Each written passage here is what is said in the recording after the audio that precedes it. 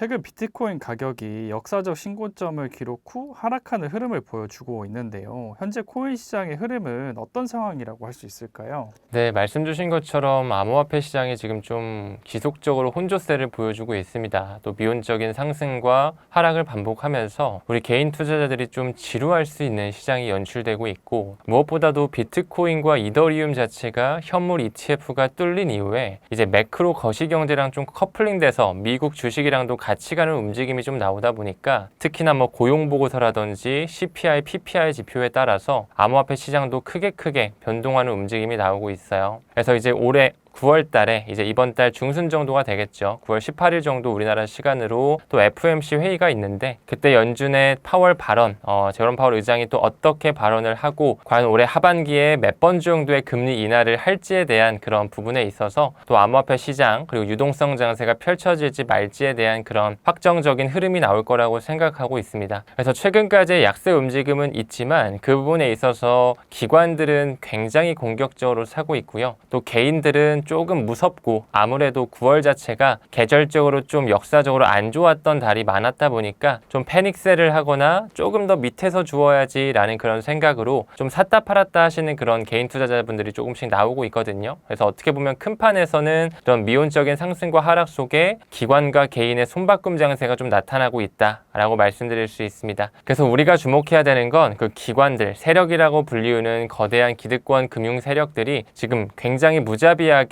뭐 비트코인, 이더리움, XRP, 솔라나와 같은 글로벌 메이저 코인을 모아가고 있다는 것에 초점을 맞추면서 우리 또한 그들의 행동을 벤치마킹 해야 된다, 이렇게 좀 말씀드릴 수 있을 것 같네요. 그래서 비트코인 하락장 시작에 두려움을 가지고 계신 분들이 많은데요. 비트코인의 가격 하락의 이유는 무엇이고 하락장이 시작되었다고 볼 수 있을까요? 지금 현재로서는 비트코인이 하락장이 시작됐다, 이제 그 말은즉슨 시즌 종료다라고도 사람들이 이제 말을 하시는데, 저는 아직까지는 비트코인이 시즌 종료가 됐다, 뭐 코인 시장이 이제 상승을 못할 것이다 라고 생각하지는 않습니다. 무엇보다도 금리 인하 기조가 점점 발판이 마련되어지고 있고, 뿐만 아니라 글로벌 유동성 지표, M2 통화량 지표도 지금 사상 최고치를 꾸준히 경신한 상태에 머물러 있죠. 더 나아가서 최근에 실물 금 자체도 1온스당 3,500달러, 거의 3,600달러에 달하는 가격 상승을 보여줬기 때문에 비트코인 역시 후행성으로 조금 더 상관 개수가 있기 때문에 조금 더 상승할 수 있는 가능성은 남아있다라고 생각을 하고, 무엇보다 개인의 탐욕이 여전히 남아있는 만큼 그들이 만드는 기관의 자금으로 끌어올리는 시기, 그 광란의 시기, 알트 시즌이라고도 불리우죠. 그런 시기는 저는 올해 하반기, 늦어도 내년 1분기 안에는 한 번 정도 나올 수 있지 않을까 생각을 합니다. 그리고 또 무엇보다 시즌 종료라고 하기엔 몇 가지 요건이 또 성립이 안 되는 게, 항상 개인들이 던져야지만 이제 시즌이 정말로 종료가 되고 가격이 급락하게 되거든요. 근데 지금 현재 바이낸스라든지 업비트 시가창을 보게 되면 거래량 자체가 그렇게 크게 동반되지가 않았어요.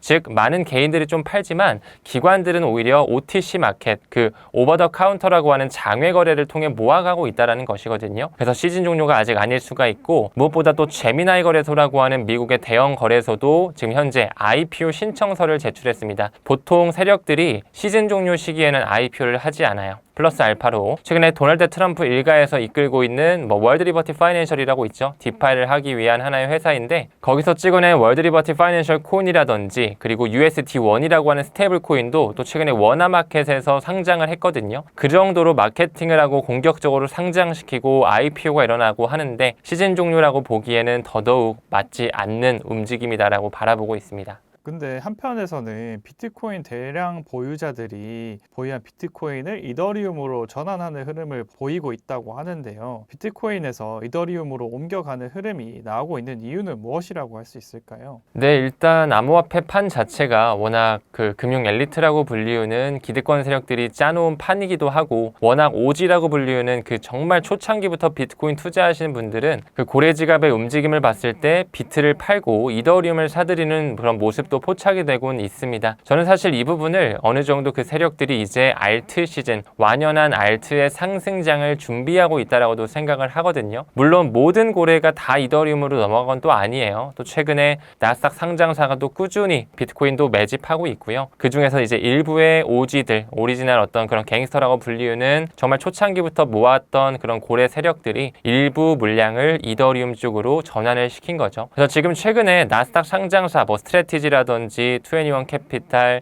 일본의 메타플래닛 등등 굉장히 많은 회사들이 있죠. 또 채굴 회사로는 마라홀딩스도 있고 라이어 플랫폼, 헛8 이런 이제 회사들이 비트코인 지금 모아놓은 수치만 봤을 때 거의 100만 개에 육박하거든요. 그만큼 아직까지도 많은 기관들을 통해서 비트코인을 매집하고 있고 기관뿐만 아니라 국가 단위로도 비트코인을 이제 비축하는 법안들이 막 통과되고 있기 때문에 그러한 부분에 있어서 뭐 비트코인이 끝났다라고 보기에는 너무 섣부른 판단이라고 생각을 하고 어느 정도 이제 알트 시즌 쪽으로 돈의 자금의 흐름이 들어오고 있구나. 그래서 올해 하반기 뭐 내년 1분기까지는 우리가 그 순환매 사이클이라고 불리우는 알트코인의 대상승장을 한번 고대해 볼 필요는 있지 않을까 생각하고 있습니다. 그래서 하반기 들어서 이더리움은 큰 폭의 상승을 보여주었는데요. 이렇게 큰 폭의 상승률을 보여준 이유는 무엇이고 전망은 어떻게 보시나요? 네, 일단 뭐 이더리움 같은 경우도 앞으로 끝까지 생존할 수 있는 확률이 매우 높은 하나의 스마트 컨트랙의 플랫폼의 대장 코인이기도 하죠. 뭐 물론 솔라나라든지 뭐 에이다라든지 여러 가지 스마트 컨트랙을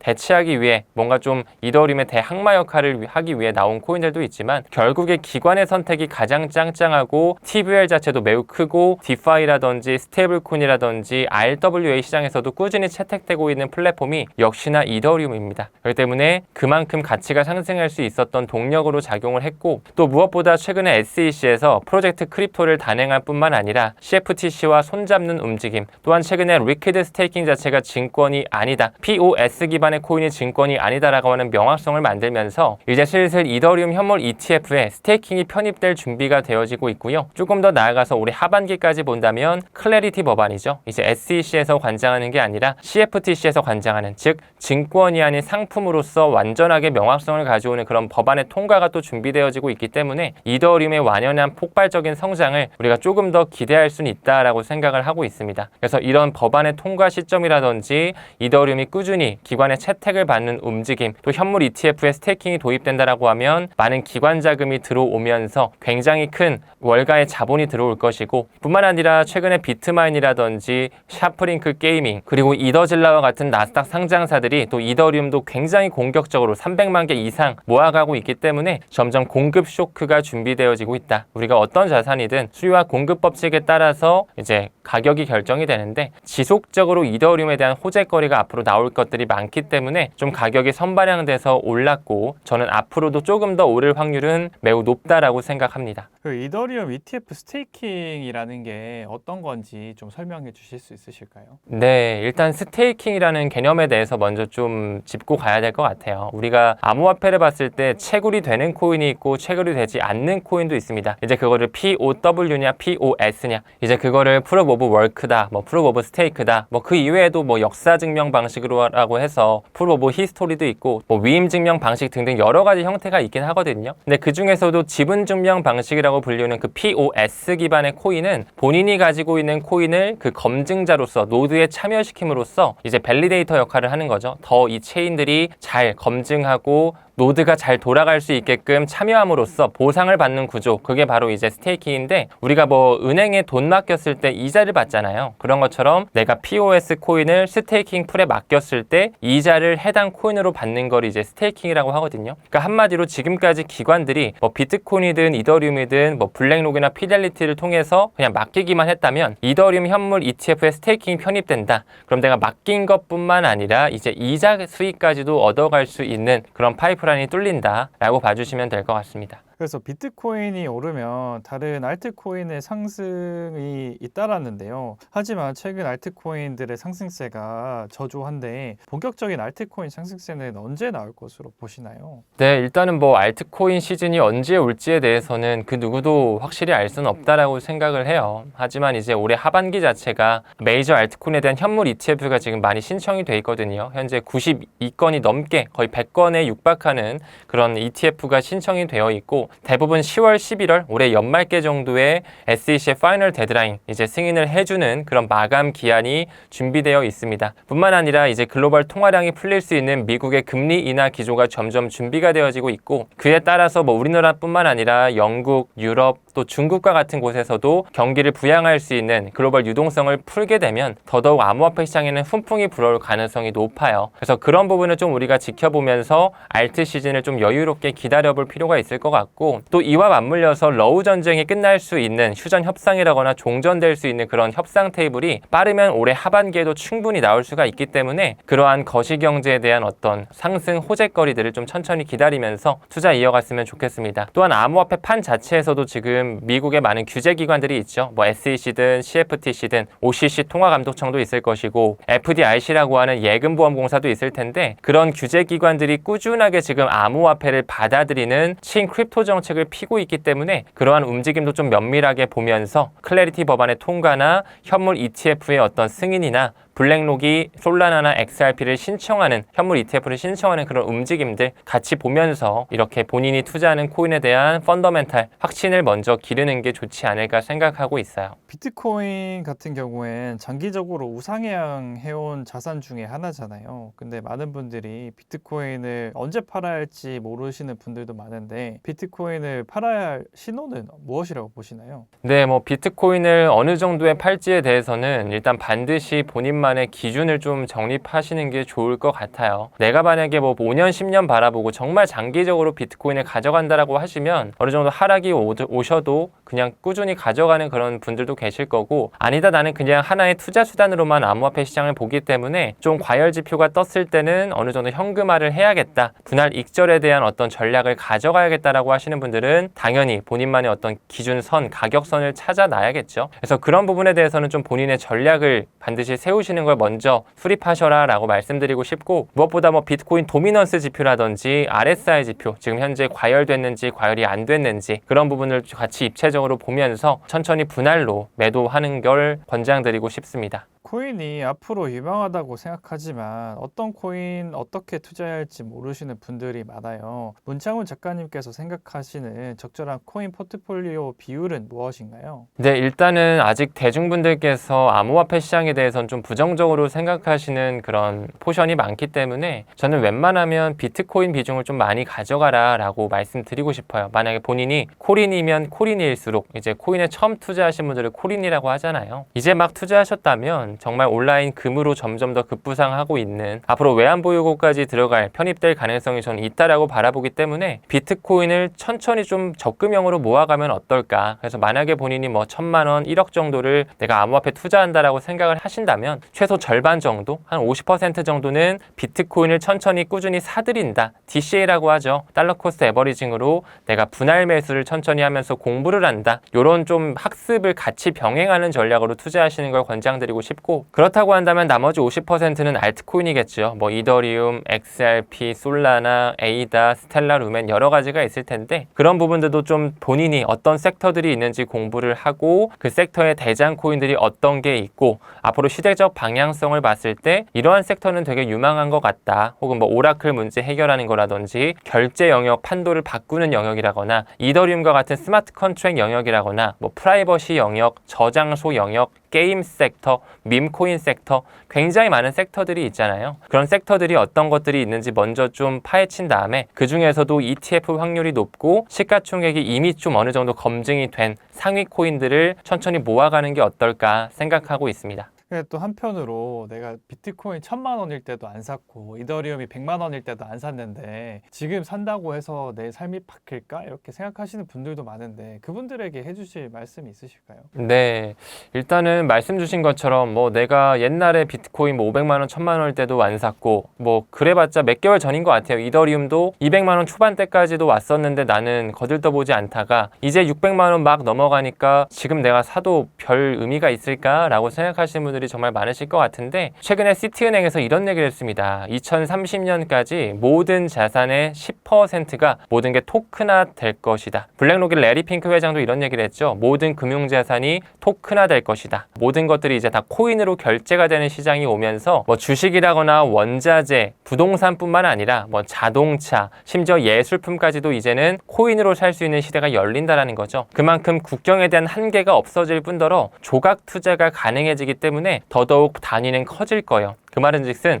암호화폐의 유틸리티가 커지면서 시장 캐파시티가 워낙 거대해질 것이기 때문에 앞으로 이 암호화폐 시장에 대한 비트, 이더, 뭐 XRP 이런 코인들의 유틸리티가 커지고 가격 반영이 굉장히 크게 일어날 수 있다는 걸 방증하거든요. 그렇기 때문에 지금 현재도 사실상 우리가 남들이 정말 좀 이건 아닌 것 같다, 나 지금 투자하는 건 좀 위험하다라고 생각할 때 투자를 해야 되고, 정말 남들이 다 뛰어들어서 지금 돈 벌 수 있는 기회고 슈퍼사이클이 왔다라고 했을 때 좀 팔아야 되거든요. 근데 지금 현재의 이 거시경제 상황과 암호화폐 상황을 보면 많은 개인들이 조금 갈팡질팡하고 사는 게 조금 두렵기도 하고 뭔가 더 떨어질 것 같기도 하고 9월 자체가 계절적으로 워낙 주식 코인이 안 좋았기 때문에 september가 아닌 redtember라고 하는 이 별명까지 붙어있는 달이거든요. 한마디로 정말 이 계절적 약세에 들어와 있기 때문에 우리가 이럴 때일수록 조금씩 기회를 포착하면서 천천히 모아가는 전략이 어떨까. 한 번에 많은 돈 투자하는 게 아니라 한 달에 50만 원씩, 뭐 한 달에 100만 원씩 변동성이 큰 시장이기 때문에 주기가 짧을수록 좋거든요. 2주에 한 번씩 또 사보고 일주일에 한 번씩 또 사보고, 저 같은 경우는 XRP 투자할 때 하루에 한 번씩 삽니다. 여러분들께서도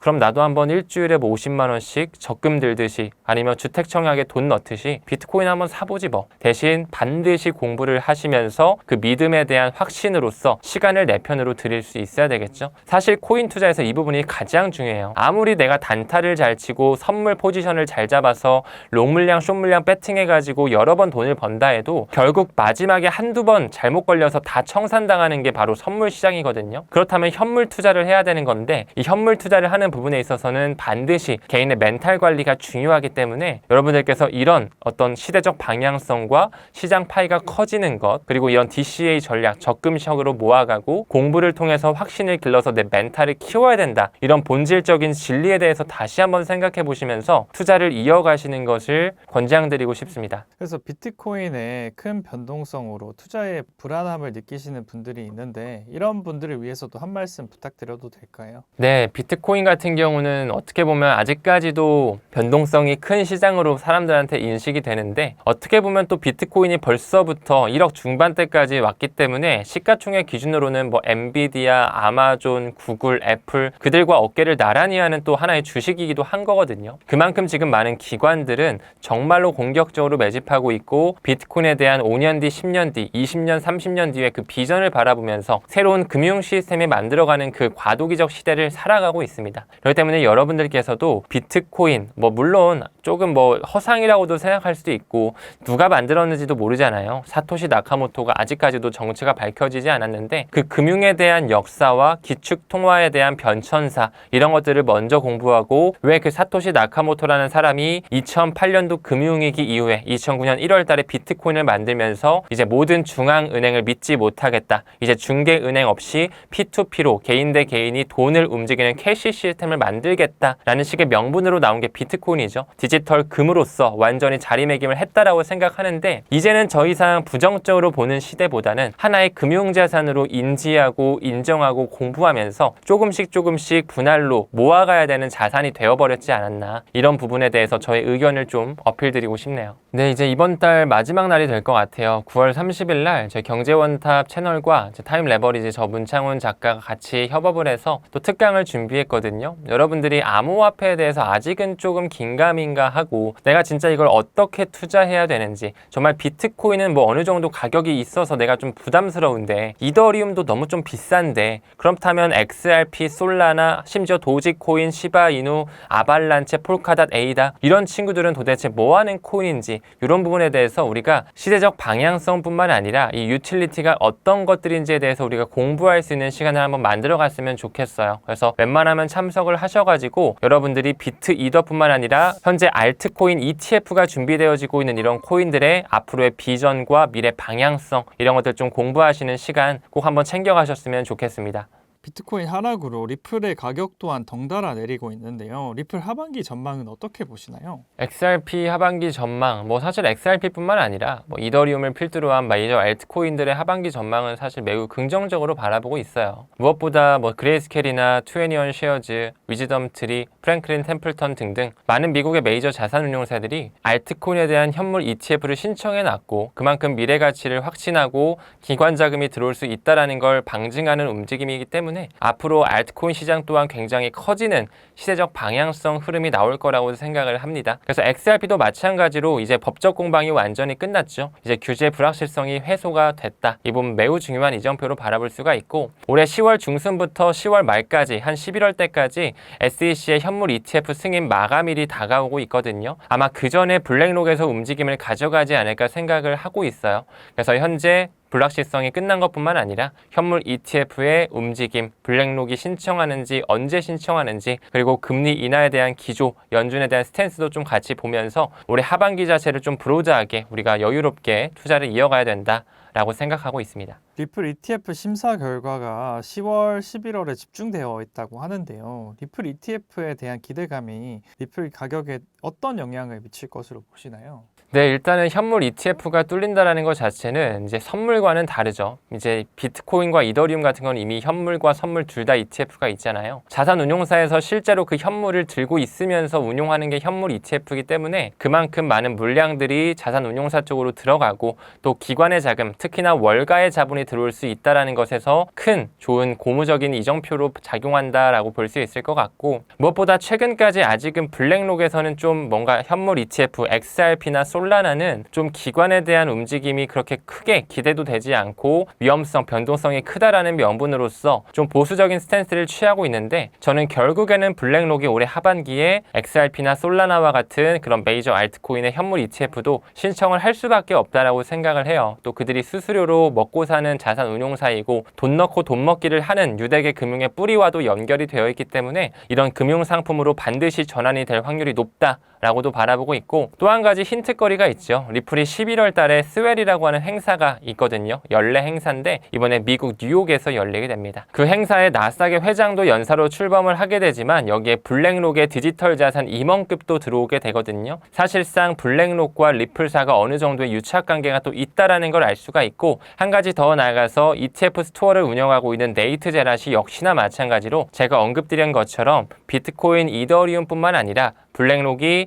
XRP와 솔라나와 같은 메이저 알트코인 현물 ETF도 승인하고 신청할 확률이 매우 높다라고 바라보고 있다. 이런 얘기를 했거든요. 매우 오랫동안 또 블룸버그와 이 ETF 스토어 쪽에서 근무했던 그런 시장 전문가들이 바라보는 뷰도 또 어느 정도 에비던스가 있기 때문에 우리 또한 우리 개인 투자자 또한 이런 부분을 좀 고무적으로 생각하면서 여유롭게 기다려야 되지 않을까 바라보고 있습니다. 24년 1월 11일 비트코인 ETF 승인 이후에 지금까지 비트코인은 2배 넘게 올랐는데요. 리플 ETF가 승인된다면 가격에는 어떤 영향을 미치게 될까요? 네, 사실상 XRP 현물 ETF가 승인된다라고 하면 단기적인 호재로서 가격이 갑자기 막 올라간다라기보다는 중장기적인 안목으로 봤을 때 조금 더 탄탄한 하나의 안전자산 형태로 조금씩 포장지가 쌓여져 간다. 이렇게 좀 표현드릴 수 있을 것 같아요. 특히나 비트코인도 마찬가지고 이더리움도 마찬가지고 SEC에서 승인했다라고 해서 바로 가격 펌핑이 나온 것도 아니거든요. 그래서 XRP도 물론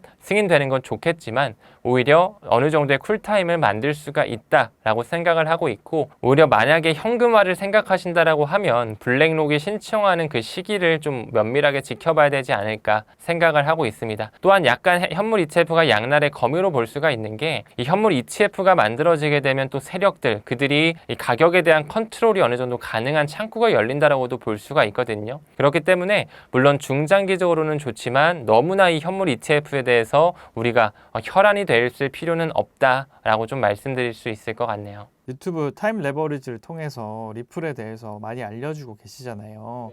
다른 코인 프로젝트들도 많은 것으로 알고 있는데 다른 코인들보다도 리플이 가지는 우위는 무엇이라고 할 수 있을까요? 일단 XRP 같은 경우는 가장 중요한 것 중 하나는 정말 타의 추종을 불허하는 하나의 차별점을 가진 완벽히 포지셔닝된 브릿지 통화라는 것입니다. 앞으로 지금 스테이블 코인이 계속 활성화되고 있고 암호화폐로 결제되고 CBDC로 결제되고 법정 화폐가 이제 점점 보이지 않는 시대로 가는 부분에 있어서 다양한 통화들이 생겨나고 여러 가지 형태로서의 가치, 결제가 일어나는 시대가 올 텐데 그 중심에서 모든 매개체를 할 수 있는 중간자 역할을 할 수 있는 브릿지 통화의 역할이 XRP가 정말 모든 포지셔닝을 갖췄다라고 볼 수가 있거든요. 그렇기 때문에 이 부분에서 가장 큰 차별점을 우리가 가져갈 수가 있고 지금 현재 리플사에서 발행하는 RLUSD 마찬가지로 그 어떤 코인보다도 기관의 신뢰를 잘 받으면서 굉장히 빠르게 우상향하는 성장 그래프를 그리고 있어요. 작년 말에 출시가 됐지만 벌써부터 시가총액 7억 달러가 넘어가는 양상이 보여지고 있습니다. 그 말은즉슨 많은 기관, 은행에서 RLUSD를 채택하고 결제 페이먼트로서 USDC, USDT뿐만 아니라 RLUSD를 활용하게끔 판도가 열리고 있다는 것이거든요. 또한 최근에 독립신용평가사인 블루칩에서 RLUSD에 대한 신용평가를 A등급, 가장 높은 등급을 주면서 기관이 가장 신뢰할 수 있는 그런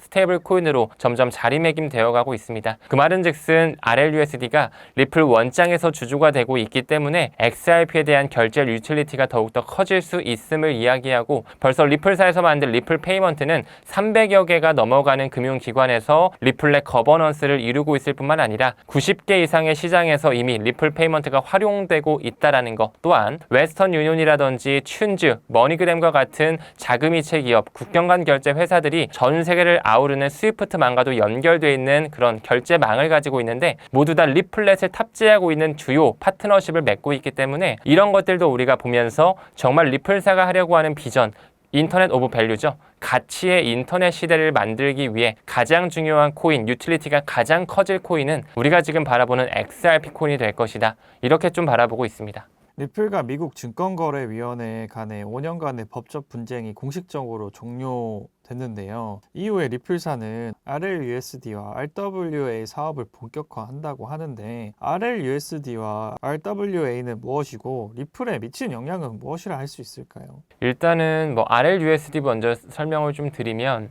하나의 스테이블 코인입니다. 우리가 테더라든지 서클에서 발행하는 USDC, USDT가 있듯이 리플사에서 발행하고 있는 1달러로 패깅된 달러 가치와 연동되는 그런 스테이블 코인이 RLUSD다라고 말씀드릴 수 있고 두 가지 메인넷 위에 주조가 됩니다. 이더리움 메인넷과 리플 원장 메인넷. 아마 앞으로 솔라나라든지 스텔라 네트워크라든지 에이다라든지 이런 곳에도 아마 주조가 될 것으로 좀 보여지거든요. 아무쪼록 생태계가 점점 커질 텐데 이 RLUSD 자체가 점점 확대되고 기관의 채택을 받고 방금 말씀 주신 RWA 영역, 리얼 월드 에셋이라고 해요. 모든 것이 토큰화되는 영역에서도 꾸준히 스테이블 코인, RLUSD도 채택이 되고 또 XRP로 결제가 이뤄되는 시대가 열려지고 있습니다. 특히나 두바이 같은 경우 두바이 금융서비스청이라든지 토지청에서 공식적으로 RLUSD를 통한 부동산 결제, XRP 코인을 통한 어떤 부동산 토지 결제 이런 것들을 승인하면서 점점 이 RWA 섹터에 RLUSD와 XRP가 사용되는 게 커지고 있고요. 또 스위스의 아미나 은행이라고 해서 규제 당국의 어떤 라이선스를 받은 은행이 있는데 거기서도 RLUSD에 대한 승인, 결제를 하고 청산까지 지원할 수 있는 활로가 뚫렸어요. 이런 것처럼 RWA 시대, 웹3 시대가 열리는 부분에 있어서 많은 스테이블 코인이 활성화되고 결제로서 채택이 될 텐데 RLUSD가 꾸준하게 굵직굵직한 기관급에서 선택이 되면서 XRP가 활용될 수 있는 망이 점점 넓어지고 있다. 이렇게 봐주시면 좋을 것 같네요. 리플의 가치를 믿고 투자하시는 분들이 많은데요. 리플이 잠재적으로 도달할 수 있는 가격은 어느 정도로 보시나요? XRP의 가격적인 예측은 사실 정말 하기는 어려운 것 같아요. 왜냐하면 XRP 같은 경우는 비트와 이더와는 다르게 지금까지 워낙 오랜 시간 동안 7년이 넘는 시간 동안 눌려왔고 아직까지도 원화 기준으로도 5,000원을 시원하게 돌파해주지 못했잖아요. 그 말은즉슨 저번 사이클, 저저번 사이클, 첫 번째 사이클은 당연히 마찬가지죠. 그때 당시에 가격조차도 올라가지 못한 굉장히 오랜 시간의 짓눌림의 기간이 있었다라고 좀 볼 수가 있어요. 우리가 5년 뒤, 10년 뒤를 바라보면서 스위프트망과 연결되고 그들이 말한 것처럼 우리는 경쟁이나 파트너십을 맺는 게 아니라 완전히 대체하는 그런 비전을 따라간다면 XRP에 대한 시가총액은 매우 커지면서 정말 이 시장 캐파시티를 어느 정도 차지해야 되고 드랍 단위로까지 쪼개지는 이런 하위 단위까지 존재하기 때문에 XRP의 가치가 앞으로 기하급수적으로 커질 확률은 저는 높다라고 생각합니다. 다만 이거를 갖다가 뭐 단타를 치거나 한 달, 두 달, 6개월, 1년 보고 투자하는 게 아니라 5년, 10년을 바라보고 빌 게이츠가 만든 모잘루프 재단의 2030년 금융 포용성 시대까지는 반드시 평단보다는 가격보다는 수량에 집중할 수 있는 멘탈 관리가 더더욱 우선시 되어야 되는 그런 코인이 바로 XRP라고 생각을 해요. 그래서 수량을 말씀해 주셨는데 수량은 어느 정도를 가지고 있으면 적당하다고 보시나요? 네, 사실상 뭐 XRP가 작년까지만 하더라도 도널드 트럼프 당선 전에 동전 가격이 좀 있었다 보니까 그때 당시에는 한 10,000개 정도 가져갔으면 좋겠다 이런 말들을 제가 구독자님들께 많이 드렸거든요. 근데 지금 10,000개라고 하면 뭐 XRP 지금 뭐 대략 4,000원 좀 왔다 갔다 하고 있는데 10,000개면 4천만 원인 거잖아요. 어떻게 보면 조금은 부담스러운 가격이 될 수가 있어요. 벌써 그 정도로 많이 올랐기 때문에. 그래도 저는 여러분들께서 10,000개가 좀 부담된다면 한 5,000개? 5,000개에서 10,000개 정도는 정말로 내가 5년, 10년, 10년, 20년 바라보고 길게 한번 가져갈 수 있는 그런 멘탈과 확정된 미래라고 하는 본인만의 확신을 꼭 기르시는 걸 권장드리고 싶네요. 앞으로 기대해 볼 만한 그 리플의 행보는 어떤 것들이 있을까요? 네, 최근에 리플의 움직임이 사실 범상치가 않습니다. 뭐 리플사의 움직임이든 XRP 코인의 움직임이든 또 RLUSD의 움직임이든 너무나 많은 호재거리가 사실 나오고 있죠. 그럼에도 불구하고 가격적인 부분이 잘 움직여주지 않다 보니까 우리 개인 투자자분들이 힘들어하는 건데 최근에 제미나이 거래소, 미국의 굉장히 큰 거래소거든요. 그게 IPO를 하는 부분에 있어서 신용 계약을 체결하는 부분에 리플사와 계약을 맺었습니다. 즉 다시 말해 리플사에서 돈을 빌려주는데 뭘로 빌려주냐? 바로 RLUSD로 빌려줄 수 있게끔 토대가 마련됐어요. 이것은 단순하게 돈을 주고받는 빌려주는 형태가 아니라 이 스테이블 코인, 그중에서도 RLUSD를 통해 IPO를 할 수 있게끔 자금을 조달해줬다라는 건 전통금융권에 들어가는 돈을 RLUSD로서 받아들여준다라는 큰 하나의 체크포인트로 볼 수가 있거든요. 뿐만 아니라 제미나이 거래소와 웹뱅크 그리고 마스터카드까지 협력을 하면서 최근에 미국에서는 약 4% 정도의 캐시백, 그러니까 신용카드 돈을 쓸 때마다 캐시백으로 내가 4% 정도 XRP로 리워드를 받을 수 있는 카드가 출시됐습니다. 이것 또한 매우 중요한 이점프로 볼 수가 있겠죠. 단순한 투자 수단이 아니라 이제 실생활에서 직접적으로 활용되고 결제 메커니즘 속에서 돌아다닐 수 있는 환경이 마련된 거기 때문에 너무나 중요한 이정표고요. 또 리플사 같은 경우는 굉장히 무서운 게 자금력이 워낙 빵빵해요. 뭐 디지털 커런시 그룹, 구글 벤처스, 산탄데르, SCB 시아은행, 엑센추어 굉장히 많은 기득권 기구들에서 초반부터 리플사에 투자했고 또한 일본의 대형 금권인 SBI 그룹 같은 경우는 로스차일드 가문의 펀드 지분으로서 약 8%가 넘는 퍼센티지를 리플사 지분으로 확보하고도 있습니다. 그런 부분을 봤을 때 리플사는 본인들이 아예 얘기를 합니다. 우리는 IPO에 그렇게 아직까지는 크게 관점을 두고 있지 않는다. 하지만 생태계 확장을 필요하다면 우리는 M&A 쪽, 인수 합병 쪽에 고려를 하고 있다. 재작년부터 메타코 인수, 스탠다드 커스터디 인수, 비트스탬프에 대한 지분 인수, 더 나아가서 레일이라고 하는 스테이블 결제 플랫폼, 그리고 암호화폐 씬에서 가장 큰 인수였죠. 12.5억 달러로 히든로드를 완전히 인수하면서 연간 3조 달러 시장 규모를 리플 원장으로 결제 및 청산, 즉 XRP가 활용될 수 있는 판을 만든 거예요. 이런 것처럼 그들이 가지고 있는 돈을 가지고 계속적으로 인프라망을 확보하는 과정에 있거든요. 이제 법과 제도가 만들어지는 과정에 있고 소송까지 끝난 시점에서 스위프트망 자체가 바뀌는 올해 연말까지 타임라인을 보게 된다면 XRP, 리플, 빅뱅의 시대 저는 머지 않았다라고도 말씀드리는 이유가 바로 이런 것들이 있고요. 마지막으로 또 리플사가 올해 굉장히 중요한 신청을 두 가지 했거든요. 첫 번째는 미국의 OCC 통화감독청에 은행 인가 신청을 한 것이고 이거보다 더 중요한 거 두 번째는 연준의 마스터 계좌 역사상 처음으로 했습니다. 이게 만약에 승인되게 된다면 이 RLUSD 자체가 기존의 금융기관의 어떤 시간의 제약 없이 공간의 제약 없이 페드와이어 펀드 서비스로서 기관의 돈 자체를 실시간으로 결제하는 데 RLUSD가 쓰일 수 있다는 거고 그 백엔드에서는 XRP가 유틸리티로 쓰일 확률이 매우 높기 때문에 정말 큰 파급력이 있을 것이다. 좀 이런 것들을 종합적으로 본다 하면 리플사의 행보와 RLUSD의 확장, XRP의 유틸리티의 거대 상승, 가치 반영까지 연결지어서 바라볼 수 있을 것 같습니다. 가상자산이 우리의 생활 속으로 점차 들어오는 것 같지만 가상자산의 미래를 아직도 의심하시는 분들을 위해서 한 말씀 부탁드려도 될까요? 사실 우리가 정말 바쁘게 살아가고 있죠. 현실 시대와 이상과는 또 괴리감을 느끼시는 분들도 정말 많으실 것 같고, 비트코인 뭐 벌써 1억 5천이고 뭐 이더리움도 뭐 600만 원도 넘어갔는데 난 지금 뭐 한 개 사기도 되게 버거운 시점이기도 하죠. 사실 우리 개인 투자자 입장에서는. 그렇다고 해서 또 리스크가 커 보이는 알트코인은 또 건드리기가 되게 애매해 보이기도 하고, 이런 아마 생각과 약간의 잡음과 어떤 고민들이 공존하는 시기일 것 같은데, 우리가 한번 이 산업혁명의 변천사를 생각해 봤으면 좋겠어요. 뭐 증기기관의 혁명으로부터 대량 생산이 가능해지고, 뭐 에디슨이 전구를 발견하고 석유 에너지가 나오면서 기름이라는 게 생산되게 됐죠. 그러면서 또 3차 산업혁명으로서는 인터넷이 나오면서 지금은 스마트폰, 모든 정보가 왔다 갔다 하는 시대에 살고 있습니다. 아마 이제는 인공지능, 뭐 휴머노이드라는 말도 나오죠. 로봇이 사람처럼 일을 한다, 이런 뜻을 가지고 있는데, 암호화폐도 마찬가지로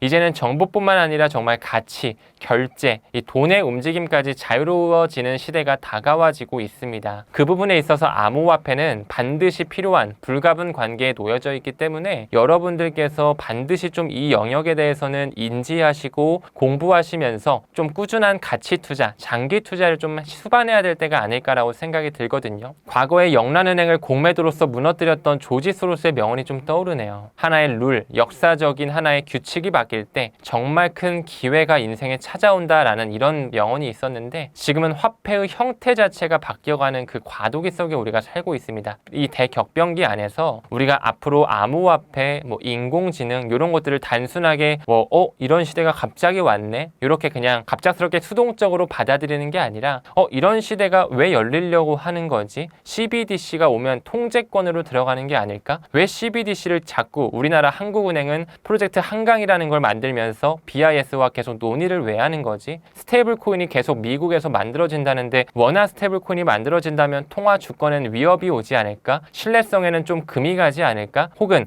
개인정보를 내가 유출당할 수도 있지 않을까? 이런 것들을 의심하고 공부하고 열린 마음으로 받아들이면서 여러분들께서 이 암호화폐를 바라보는 시각 자체를 조금은 바꾸셨으면 좋겠다라는 이런 당부의 말씀을 좀 드려보고 싶네요. 네, 이제 이번 달 마지막 날이 될 것 같아요. 9월 30일 날 저희 경제원탑 채널과 타임 레버리지 저 문창훈 작가가 같이 협업을 해서 또 특강을 준비했거든요. 여러분들이 암호화폐에 대해서 아직은 조금 긴가민가 하고 내가 진짜 이걸 어떻게 투자해야 되는지, 정말 비트코인은 뭐 어느 정도 가격이 있어서 내가 좀 부담스러운데 이더리움도 너무 좀 비싼데, 그렇다면 XRP, 솔라나, 심지어 도지코인, 시바이누, 아발란체, 폴카닷, 에이다 이런 친구들은 도대체 뭐 하는 코인인지, 이런 부분에 대해서 우리가 시대적 방향성뿐만 아니라 이 유틸리티가 어떤 것들인지에 대해서 우리가 공부할 수 있는 시간을 한번 만들어 갔으면 좋겠어요. 그래서 웬만하면 참석을 하셔가지고 여러분들이 비트 이더뿐만 아니라 현재 알트코인 ETF가 준비되어지고 있는 이런 코인들의 앞으로의 비전과 미래 방향성, 이런 것들 좀 공부하시는 시간 꼭 한번 챙겨가셨으면 좋겠습니다.